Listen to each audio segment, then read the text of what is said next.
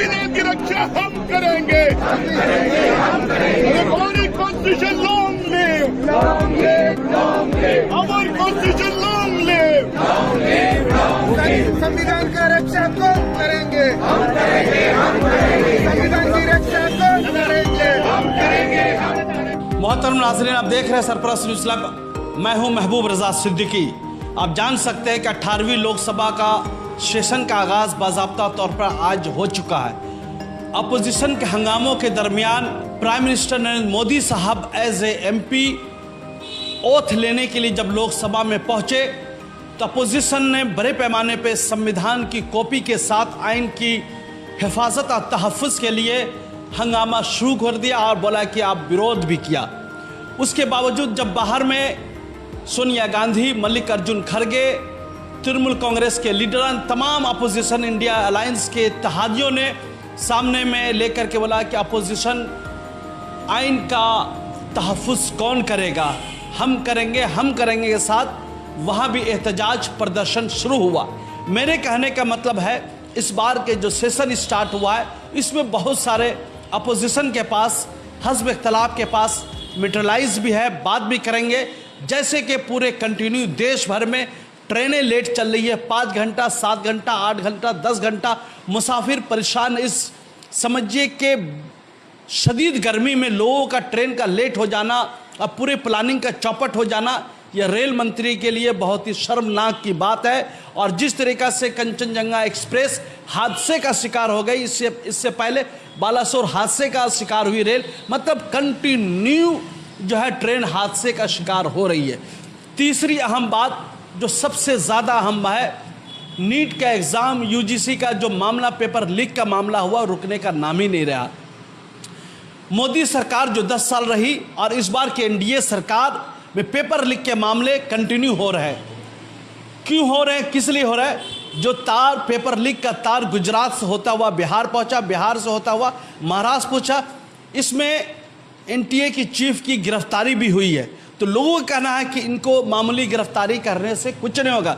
10 साल इनकी सरकार थी, मोदी की सरकार, बीजेपी की सरकार थी, अभी भी एनडीए की सरकार है। और जो वज़ीर तालीम है मिस्टर प्रधान, धर्मेंद्र प्रधान को इसका जवाब देनी चाहिए। नैतिकता के बिना पर उनको इस्तीफा दे देनी चाहिए। तालीम का एक बड़ा मामला है, आप जान सकते हैं इससे डॉक्टर इंजीनियर बनेंगे। कैसा इंजीनियर बनेगा, कैसा डॉक्टर बनेगा?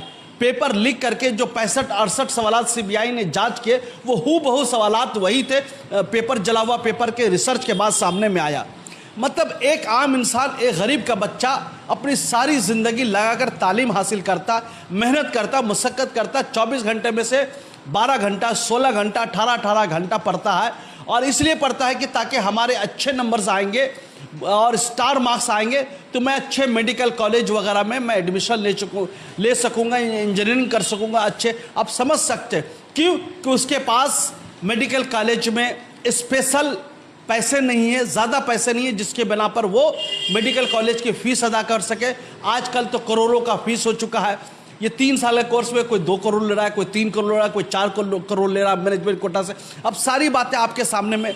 तो गरीब बच्चा इसी उम्मीद पर बहुत ज़्यादा मेहनत करता है कि हमारे माँ बाप के पास उतने पैसे नहीं है, उतने वसाइल नहीं है, उतने ज़राए नहीं है ताकि मैं अच्छे नंबर लेकर के पास कर जाऊँ। तो मुझे सरकारी मेडिकल कॉलेज में अगर दाखिला मिल जाता है, एडमिशन हो जाता है, तो शायद मैं कौम मिल्लत देश के लिए काम कर सकूँगा।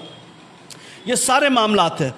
तीसरी अहम बात, जो ये एनडीए सरकार बनी है, ये बैसाखी के बिना पर है। ये आप भी जानते हैं, हम भी अच्छी तरीके से जानते हैं, जिसमें एक बैसाखी का नाम चंद्रबाबू नायडू है, दूसरे का नाम नीतीश कुमार है। और इन सब के अलावा जो सबसे अहम बात है, जो एनडीए अलायंस के दल है, अजीत पवार भी पैर फैला रहे हैं और बातें कर रहे हैं, वो भी नाखुश है, शिंदे ग्रुप भी नाखुश है।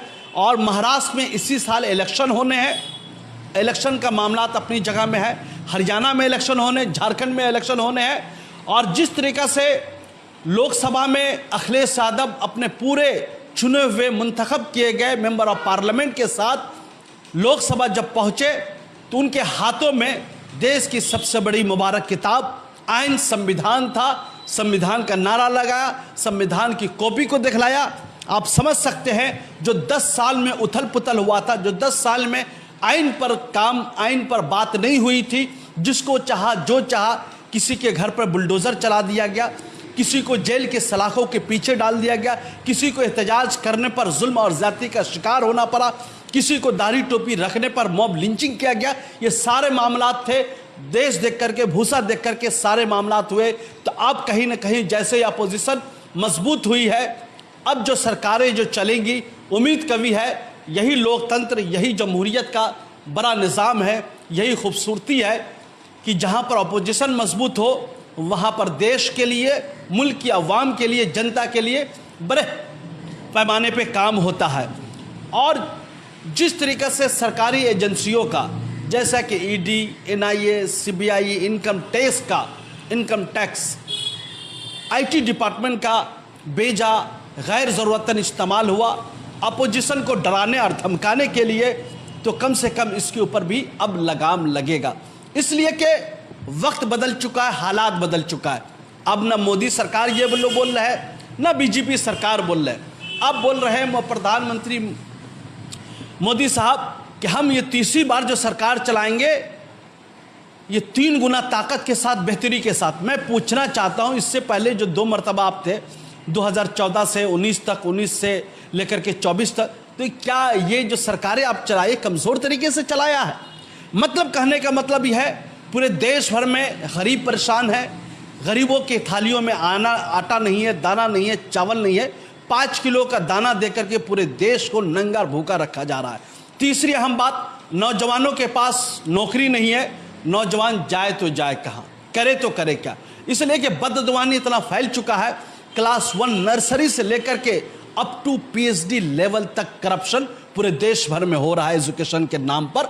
वो कैसे हो रहा है वो हमसे आप बेहतर तरीके से जानते हैं। अब बड़े बड़े फॉर्म है, बड़े बड़े स्कूल है, कॉरपोरेट स्कूल है, आप सिर्फ अपने बच्चे का एडमिशन कराने के लिए चले जाइए, आप जानते हैं कि एडमिशन के लिए कितने पैसे मांगेंगे। गरीब के बच्चे का अच्छे इंग्लिश मीडियम स्कूलों में एडमिशन होना नामुमकिन सा हो गया, इसलिए के पास उनके पास माल ज़र नहीं है, पैसे नहीं है। और सरकारी स्कूल की हालत इतनी बद से बदतरीन होते हुए जा रही है, इतनी ख़राब से ख़राब तर होते हुए जा रहा है कि एजुकेशन सिस्टम माहौल बिगड़ चुका है। तो कहने का मतलब यह है, सरकारी स्कूल में जो टीचर हजरात पढ़ाते हैं वहाँ पर सैलरी तो काफ़ी हैंडसम खूबसूरत मिलता है, मगर जो टीचर, जो असतज़ा हजरात है, जो गुरु है, वही ठीक से नहीं पढ़ाते। वो सिर्फ सैलरी लेने पर वो ध्यान देते। वो उसने जो एग्ज़ाम पास किया था, आज तक उसने अपने आप को जो है अप टू डेट नहीं किया। हालात बदल रहे हैं, रोज़गार बदल रहे हैं, सब चीज़ बदल रही है। आप पढ़ते नहीं है, लिखते नहीं है, उसी पैटर्न के साथ आपको तो और ज़्यादा मेहनत से पढ़ानी चाहिए, इसलिए कि आपकी सैलरी प्राइवेट टीचर के हजरात से डबल और ट्रिपल है। तो वहीं से बददुआनी शुरू होती है। उस वक्त तक एजुकेशन में बदमानी होती रहेगी जब तक सरकारी स्कूलों के हालात बेहतर से बेहतरीन नहीं होगा। ये नंबर 1 सवालियात निशान है। जो भी सरकारी टीचर है, अगर सपोज मान लीजिए वो पैसे पूरा लेता है, कौम के, देश के बच्चों के साथ नाइंसाफ़ी करता है, तो जितना मुल्क के दुश्मन मुल्क के लिए नुकसानदेह नहीं है, उससे कई गुना ज़्यादा ये टीचर हजरात जो कौम के बच्चे नौनिहालों के साथ, उनकी कैरियर के साथ, उनकी समझिए कि एक विज़न के साथ, एक गोल के साथ जो खिलवाड़ करते हैं, ये सबसे बड़ा नुकसानदेह है। ऐसे ऐसे भी टीचर आपको मिलेंगे जिनको नॉलेज का स्पेलिंग भी पता नहीं है, स्कूल का स्पेलिंग पता नहीं है, कॉलेजेस का स्पेलिंग पता नहीं, मैथमेटिक्स नहीं जानते। ये आए दिन कहीं ना कहीं कुछ ना कुछ हम लोग देखते रहते। ये बहुत ही अफसोसनाक बात है। क्यों बात है? पेपर जब लीक होंगे, पेपर लीक होकर के जो लोग भी जहाँ भी जाएंगे, या डॉक्टर बने, इंजीनियर बने, टीचर बने, या बैंकर बने, कहीं भी बने, उसने तो अपनी मेहनत टैलेंट के बिना पे तो आया नहीं है, घूस दे करके, रिश्वत दे करके आया है। तो जाहिर सी बात, अच्छा काम कहाँ से करेगा? मेरा काम था आपके सामने में रूबरू करवाना, हालात से बाखबर करना। जिस तरीक़ा से एजुकेशन इंस्टीट्यूशन में मामला बेरारवी का शिकार है, ठीक इसी तरीक़ा से हेल्थ सिस्टम का भी यही हाल है, हॉस्पिटल्स की भी यही हालात है, नर्सिंग होम की भी यही हालत है। जब तक सरकारी हॉस्पिटल्स के इलाज बेहतर से बेहतरीन नहीं होंगे, उस वक्त तक ये जो प्राइवेट हॉस्पिटल्स है, नर्सिंग होम है, इसको तक कब तक देश चलता रहेगा, कब तक ये लोग पैसे के नाम पर धोखा देते रहेंगे। ये सब फिर सोचने की ज़रूरत है। ये कौन सोचेगा? जिसकी रियासत में सरकार है, चीफ मिनिस्टर वो सोचेंगे, हेल्थ मिनिस्टर सोचेंगे, ब्यूरोक्रेट सोचेंगे इसको बेहतर से बेहतरीन कैसे क्या, या जिसकी देश में सरकार है, जो मुल्क के प्राइम मिनिस्टर है या हेल्थ मिनिस्टर है, वहाँ के ब्यूरोक्रेट्स है, इन लोग को जिम्मेदारी लेकर के फ्रंट लाइन में आना है। हमें फ़ौरन से कुछ न कुछ ईमानदाराना चीज़ सीखनी चाहिए और ईमानदारी के साथ काम करनी चाहिए। चलिए आज आपको इतना ही बताया। इंशाल्लाह कल फिर एक टॉपिक के साथ आएंगे, देश के साथ रूबरू करेंगे। अगर आपने अभी तक हमारे चैनल के साथ नहीं जुड़ा है तो जुड़ जाइए। मैं हमेशा ईमानदारी के साथ आपकी आवाज़ को उठाता हूँ, उठाते रहूँगा।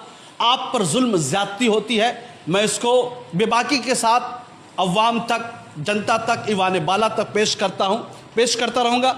अभी तक अपने चैनल को फॉलो नहीं किया, फॉलो कर लीजिए, शेयर कीजिए, लाइक कीजिए, ये मैसेज लोगों तक पहुँचाइए, दीजिए महबूब रज़ा सिद्दीकी के साथ। थैंक यू वेरी मच हमारे साथ जुड़ने के लिए, बहुत बहुत शुक्रिया। Welcome to K-Mall, a premium project by Kaleen Group. K-Mall is in the heart of Kolkata's electronic, garment and lifestyle hub, Khidirpur.